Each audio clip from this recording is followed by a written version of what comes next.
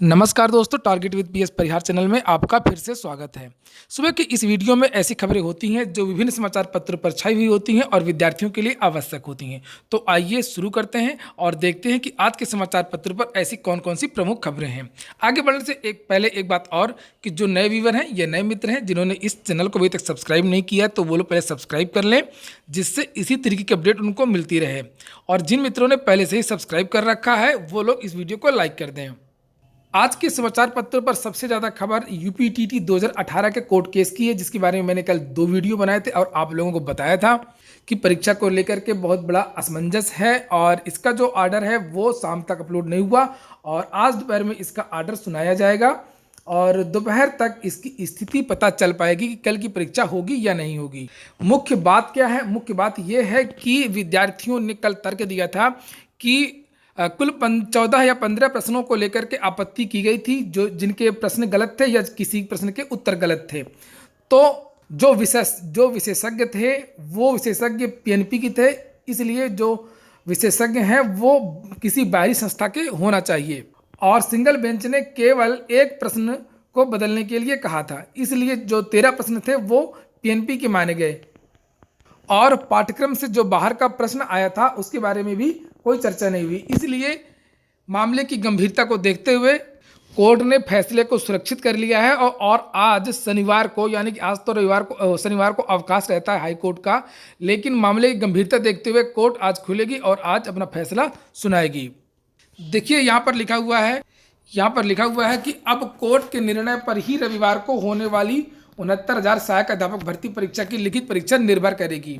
नीचे लिखा कि इलाहाबाद हाईकोर्ट में विशेष अपील दाखिल कर एकल पीठ के उस आदेश को चुनौती दी गई है जिसमें कोर्ट ने 15 प्रश्नों पर विवाद के बजाय 2 पर ही विशेषज्ञ राय लेने का आदेश दिया था। शुक्रवार को हिमांशु कुमार, तो वही खबर इसमें छपी हुई है। विद्यार्थियों का कहना है कि जिन प्रश्नों पर आपत्ति है उसके नंबर सभी को मिलना चाहिए और यहाँ पर लिखा है कि विद्यार्थियों का तर्क है कि शीर्ष कोर्ट का आदेश है कि जिन प्रश्नों पर विवाद है उनको विशेषज्ञ राय के लिए भेजा जाए। खंडपीठ ने विशेष अपील पर दोनों को बहस सुनने के बाद निर्णय सुरक्षित कर लिया है। अब फैसला शनिवार को आएगा। लेकिन मैं ये कहना चाहता हूँ, जिन विद्यार्थियों को कहीं बाहर जाना है परीक्षा देने के लिए वो लोग चले जाएं। इसके बाद में जो अगली सूचना है वो है उत्तर प्रदेश अधीनस्थ सेवा चयन आयोग और उत्तर प्रदेश लोक सेवा आयोग के अब नए अध्यक्ष आएंगे। चूंकि यूपी ट्रिपल एस सी के जो चेयरमैन थे सीबी पालीवाल, उन्होंने इस्तीफा दे दिया था और अभी कार्यवाहक अध्यक्ष इस समय हैं लेकिन स्थायी अध्यक्ष नहीं है, इसलिए अधीनस्थ के जो अध्यक्ष हैं उनकी भी नियुक्ति की जो प्रक्रिया है वो शुरू हो रही है और उत्तर प्रदेश लोक सेवा आयोग के जो अध्यक्ष हैं इनका भी कार्यकाल जुलाई में खत्म हो जाएगा, तो इनके भी चयन की प्रक्रिया शुरू हो रही है। इसके साथ ही लोक सेवा आयोग के 2 सदस्य हैं जिन्होंने इस्तीफा दे दिया था। प्रोफेसर राजवंत राव थे, यहाँ पर दिया हुआ है, उन्होंने इस्तीफा दे दिया था और एक सीट और जिस पर नियुक्ति नहीं हुई थी।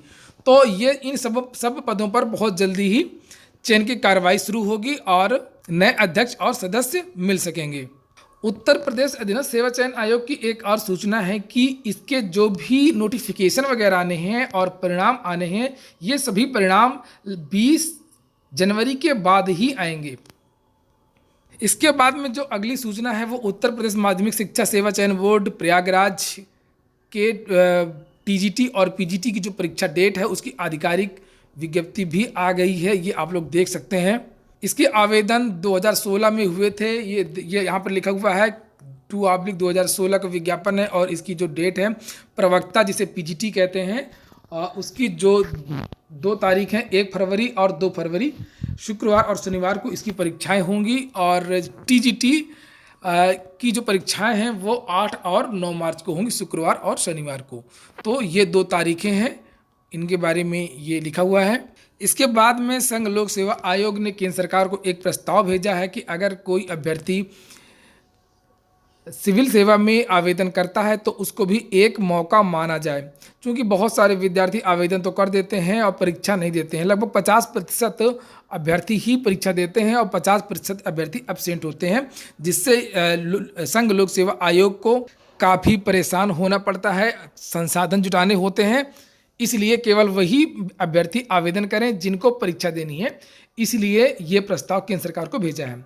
लिखा हुआ है कि संघ लोक सेवा आयोग यूपीएससी ने केंद्र सरकार को प्रस्ताव दिया है कि सिविल सेवा परीक्षा के लिए आवेदन को मौके के तौर पर ही गिना जाना चाहिए।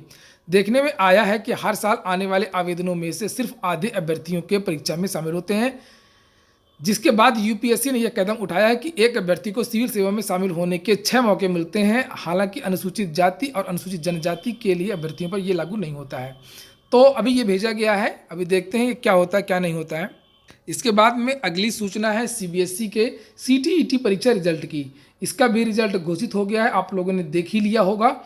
इसके बारे में भी सूचना छपी हुई है। लिखा है कि प्राथमिक स्तर पर कक्षा 1 से 5 श्रेणी में 1,78,273 अभ्यर्थी उत्तीर्ण हुए हैं। इसी तरीके से माध्यमिक जिसे जूनियर सीटीईटी कहते हैं उसमें 1,26,968 अभ्यर्थी सफल हुए हैं। तो सफलता का प्रतिशत काफ़ी बड़ा है कि इसमें लिखा है कि 17% प्राइमरी और 15% माध्यमिक शिक्षक उत्तीर्ण हुए हैं। तो दोस्तों ये हो गई आज की अपडेट, और इसी तरीके की अपडेट प्राप्त करने के लिए आप लोग इस चैनल से जुड़े रहें। और यूपीटीटी 2018 के संबंध में दोपहर में क्या निर्णय आता है इसके बारे में मैं अपडेट दूंगा। अगर आपको ये वीडियो पसंद आ रहा हो तो इसको लाइक करें। जिन मित्रों ने चैनल को सब्सक्राइब नहीं किया सब्सक्राइब भी कर लें। बहुत बहुत धन्यवाद।